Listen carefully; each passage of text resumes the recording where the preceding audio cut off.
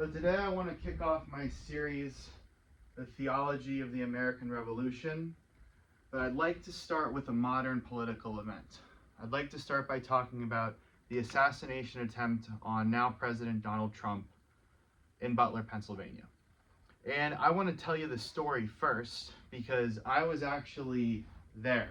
I saw this with my own eyes. So I'm going to tell you the story real quick. I got there early, so I was able to get a pretty good seat. If I was to throw a baseball pretty hard, I could have thrown a baseball to the president. And the event started just like how you'd imagine. There was a series of speakers, and there was some times we were waiting and they were playing music. But what was interesting is that right behind the stage there was a roof. And on this roof there were two snipers who were looking off into the distance. And they stayed there. So eventually Trump gets on stage. Everybody's really excited. People are moving closer to the stage. And I was watching him speak, and I happened to glance upward at the snipers for whatever reason, and I saw they were on their rifles. And this didn't strike me as odd at first, because I thought maybe they were just trying to see something further down range. I don't have a lot of experience with combat. So I directed my eyes back towards President Trump, and within 30 seconds, the gunshots started going off. The last thing I saw before I hit the deck was people charging the podium. And I got down on the ground. I was with my dad, but when I got down, I didn't lay down flat. I laid down in a bit of a plank position because my first thought is that as soon as this ends, we're going to have to run for our lives because there's going to be a massive stampede. And I told my dad this, and he told me to get down, and so I laid flat. The gunfire stopped, and after a little while, everybody started getting up, and there was a massive throng of people surrounding the podium, and we didn't know what had happened. So there were rumors flying throughout the crowd. I heard that he got shot in the ear, and so we're all standing there watching, and then we see the fist go up, and the audience roared. And when I say they roared, I mean they really roared. I roared like an animal in that moment. And then everybody went their separate ways. It was one of the most dramatic, dynamic, and impactful moments of my entire life. So when we think about God's influence in the world, it's very easy to imagine how he would influence an individual person.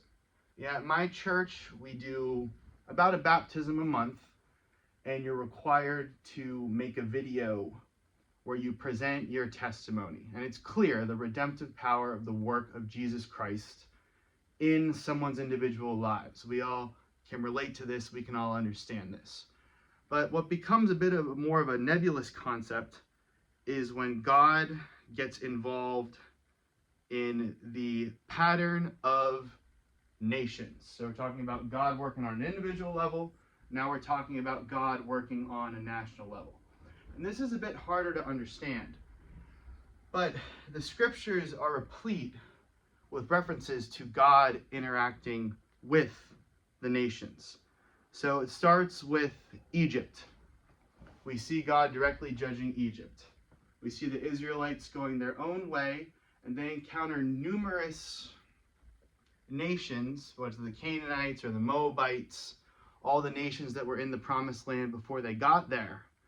And we see God judging these nations through the nation of Israel. Within the life of the nation of Israel, we see prophets come and go. We see the nation put into exile and put out of exile. We see blessings cast upon them. We see individual leaders divinely appointed to lead the nations. And Babylon, when Israel falls under exile and they're living under the rule of the Babylonian regime, we see God work to put Shadrach, Meshach, Abednego, and Daniel into the top suite of the Babylonian state to guide the process of the nation operating within exile. And then going all the way to the first century, we see Rome being the political order that the Jewish people are living in at the time of the birth of Christ, We see the Holy Family avoiding the rule of King Herod. And then Jesus himself is ultimately judged in a Roman court, and he is executed by Roman soldiers. God operating on the level of the nations, I think, is evident in the scriptures. And we're going to go to a couple of them today, starting in Psalm 33, verses 10 and 12. It starts, "The Lord foils the plans of nations, he thwarts the purposes of the peoples." So here we see God directly being involved in the destiny of all nations, not just his holy nation. Then we can go to the book of Acts. This is in chapter 17. It says, "From one man he made all the nations that they should inhabit the whole earth, but he marked out their appointed times in his lands." God is directing the foundation of the nations, their development, and how they interact with one another. And then I want to go to the book of Daniel. This is a speech he gives. I'm going to read the whole thing. "Praise be to the name of God forever and ever. Wisdom and power are his. He changes times and seasons. He deposes kings and raises up others. He gives wisdom to the wise and knowledge to the discerning." So I want to focus on verse 21. He changes times and seasons. He deposes kings and raises up others. And when I look at the assassination attempt on now President Trump, I see a pretty clear example of a king, if you want to call him that, being raised up. Because I witnessed that with my own eyes. That bullet came within a millimeter or less of ending his life, and it didn't on that fateful day. And we can discuss whether this is truly an act of divine intervention, whether it was mere luck, whether it was a random act that he lived or not. But I think that action falls within the biblical narrative of God being intricately involved in the management of nations on a political level.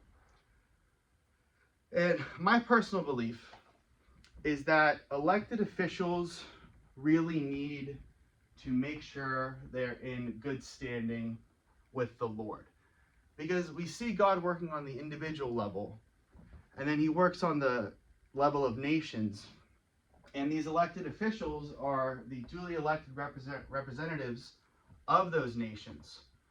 So I think one way to look at it would be they have a heavier set of providential weight on their actions and decision making.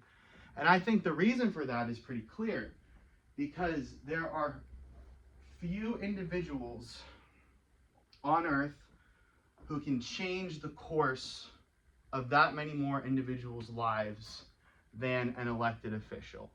A county commissioner can affect the people in his county. A state representative can bring consequences and ramifications down on the members of his polity. But a national leader, particularly a national leader of one of the great powers of the world, can literally change the world with a stroke of a pen or with a word from his or her mouth. So I think that's why these actions are so severely regulated by providence, or a better way to say it would be there's so much weight put on the decisions of these select individuals.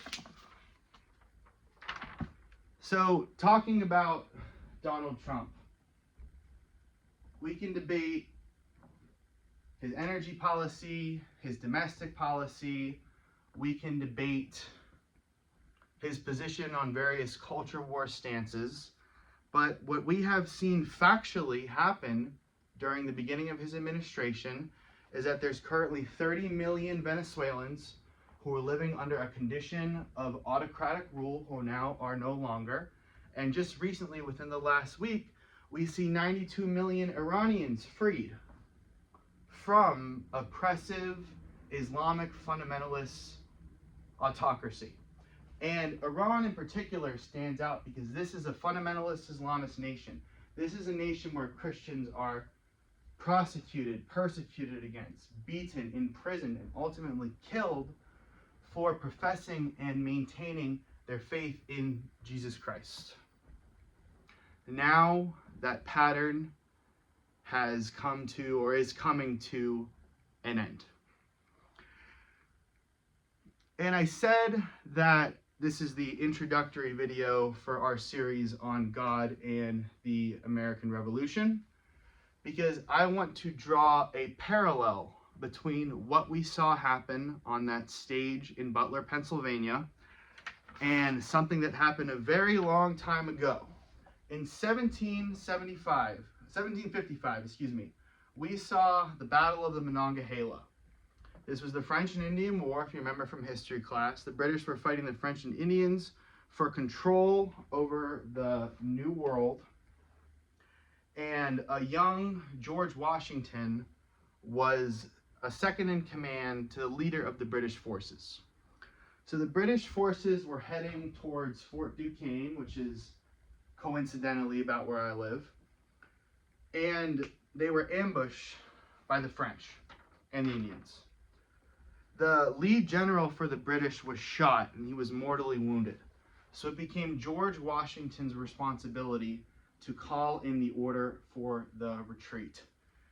And while he was doing this, 2 horses were shot out from under him, and there were 4 bullets that passed through his coat. So he was that close to death that many times in that short of a window. And that's in 1755. So if any of those bullets had been off, once again, by a millimeter, we wouldn't have our first president. We wouldn't have had the man who led us to victory against the British Empire. And we might have never declared independence in the first place. But we see God providentially working throughout history, being involved in the lives of these future state executives. So I wanted to kick off this series. Thank you for watching, and God bless.